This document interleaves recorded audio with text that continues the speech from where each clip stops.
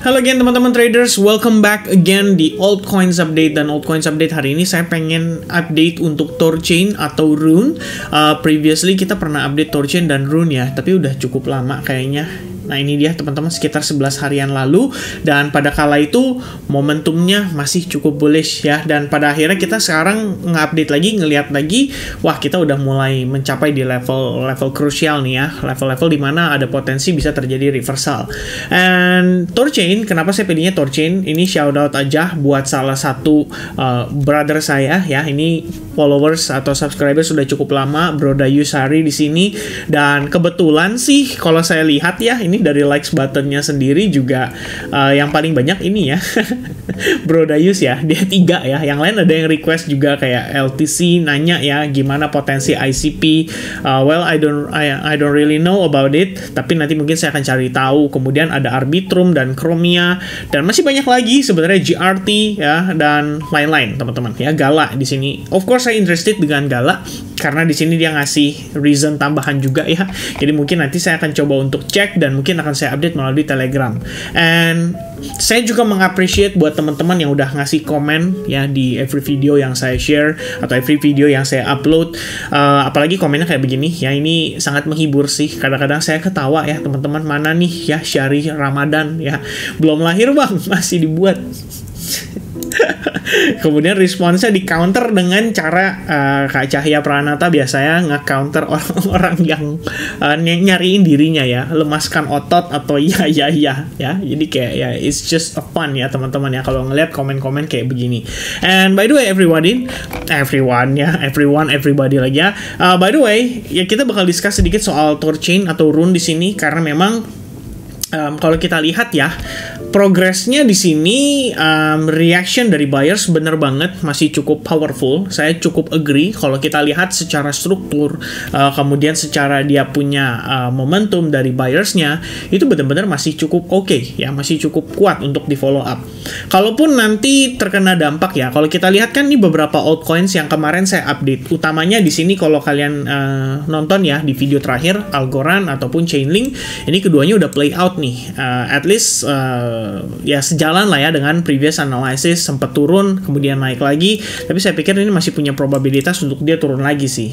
Lihat sekilas lebih kurang kayak gitu. Meanwhile kemarin ya requestan teman-teman soal Algorand juga saya juga sempat liatin dan so far so good ya, secara struktur mengikuti bearish structure yang kita bahas pada video update kemarin dan udah langsung react ya dari marketnya. Kalau kalian nonton mungkin pagi-pagi sekali, ini saya update-nya tuh jam 3 pagi ya, sampai ada yang komen ini jam 3 pagi nih ya. Tadi siapa tuh yang kasih komennya nih, Enigma Zain ya, jam 3 pagi. Iya, saya update-nya jam 3 pagi. Dan kalau siapapun yang mungkin bangun pagi ya, terus kalian melihat progres ini dan kalian memutuskan untuk memanfaatkan, guess what? Probably you already in profit ya teman-teman sekalian. Mungkin di sini udah dapat cuan dari nge-sell short karena penurunan cukup agresif. Dan kalau lihat lagi di sini kalian bisa tambahin trend line, which is saat ini mungkin masih respect nih sama trend line-nya dan masih bisa bergerak lebih rendah lagi. Jadi itu update sedikit quick update aja ya, mungkin seputar altcoins yang tadi saya sempat review tadi pagi. And by the way, kita di sini pengen bahas seputar Rune dulu. Jadi teman-teman sekalian, kalau Rune saya pengen breakdown sedikit lagi ya. Jadi sebelumnya saya sempat mention sekitar 11 harian lalu, mungkin pada saat itu kita update posisi harga sudah breakout. Jadi memang kita mengantisipasi kemungkinan Thorchain bisa kembali menguat lagi mengikuti breakout yang terjadi pada time frame weekly ini ya. Ada beberapa key level di sini yang saya marking di time frame daily terutama, yaitu salah satunya adalah fresh supply yang ada pada pergerakan tanggal 25 Agustus 2022. Ya, kita bisa lihat di sana, ini support resistance, dia turun, naik, kemudian dia create lower low after that, dan kita nggak pernah lihat dia retest sampai ke level itu. That's why ketika kita sampai di sini tuh langsung ada rejection tuh menurut saya wajar banget, karena memang ini fresh supply. Tapi kalau kita lihat lagi, kembali secara struktur ya, saya kan bisa selalu menekankan ke teman-teman hal yang sama, bahwa Anda lihat lagi dari struktur time frame besar. Kalau misalkan struktur mengatakan masih bullish, ya kita tinggal ikutin aja ritmenya ya. Selama market masih create higher high, higher low, ya kita tinggal ikutin aja ritmenya. Dan saat ini time frame daily, ya saya pikir kita bisa sama-sama sepakat bahwa daily ini sebenarnya masih bullish ya. At least kalau teman-teman lihat, ini adalah adalah high point, kemudian ini adalah low point ketika di sini secara body candle ya. Mungkin saya move kayak gini ya. Ini kalau kita lihat secara body candle technically dia create higher high after close di sini, dan tampaknya kalau kita skip this part aja deh ya, yang saya lihat lagi adalah di sini udah create higher high dan kita udah punya higher low-nya. Jadi di sini adalah low point, higher low, dan sekarang udah ada higher high. Jadi kalau misalkan dia somehow breakdown di bawah area key support resistance nih ya, yang saya marking di kisaran 1980 atau 1,980, maka Anda akan bisa melihat torchen atau rune akan memiliki ekspansi sampai kembali ke range 1,7 dolar ya. Tapi kalau saya mikirnya di sini sebenarnya nggak perlu khawatir, karena kalaupun kita sampai ke sana, ya overall-nya sih kita ngelihat di sini masih dalam keadaan bullish. Ya, balik lagi kalau time frame 4 jam ataupun 1 jam mungkin kita akan melihat dia mulai memasuki fase bearish-nya. Tapi kalau kita lihat dari pergerakan daily, even harganya sampai ke level ini aja, itu sebenarnya somehow masih bisa kita anggap sebagai possible bullish. Ya, tapi tidak bisa dipungkiri apa yang kita lihat rejection pada time frame hourly-nya di sini memberikan indikasi bahwa harga pada torchen atau rune itu bisa bergerak ke arah yang lebih rendah, dan ke arah yang lebih rendah ini mungkin salah satunya ya disebabkan oleh lack of demand. Ya, pertama lack of demand, udah mulai kekurangan demandnya, dan dia harus cari area fresh yang menyediakan demand lebih signifikan, which is either area demand yang ada di bawah sini, atau kalian bisa lihat di sini ini terdapat fair value gap. Ya, fair value gap itu mungkin bisa di fill, jadi kayak keisi separuh sebelum akhirnya kita ngelihat dia nanjak lagi. Ya, I think itu bisa menjadi sebuah possibility yang kita bisa antisipasi sama-sama. Nah, per si rune atau torchen di sini successfully breakout, which is dia create higher high pada time frame 4 jam. Nah, teman-teman sebenarnya bisa gunakan low point yang ada di level ini ya. Jadi kita lihat di sini dia create low point, kemudian konsolidasi dan dia breakout, which is kita ambil low point ini sebagai penempatan VWAP ya, dimana kita bisa menggunakan area ini sebagai salah satu acuan kita.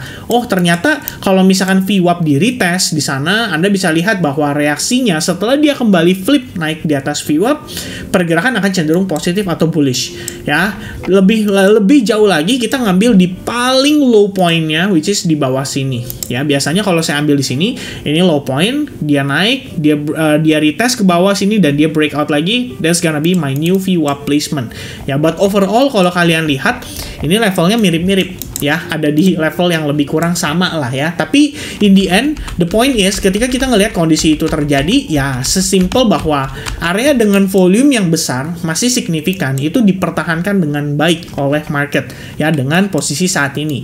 Dan karena kita di sini sudah punya new high point, kita udah punya new low point, kita bisa tambahkan juga VWAP kalau teman-teman mau gitu ya. Jadi kalian bisa pakai low point yang ada di sini, dan so far what do we have right now adalah reaction coming from the VWAP ya. As you can see, rejection, rejection, rejection, also another rejection, dan terakhir juga ada rejection. Jadi dia masih mantul tepat di area demand yang ada pada time frame hourly, plus di sini ya di area VWAP itu tadi ya. Tapi once again teman-teman, ini kalau pendapat pribadi ya, saya pikir dengan torchen atau rune sudah kembali ke level krusialnya di time frame daily sekitar 2,2 dolar.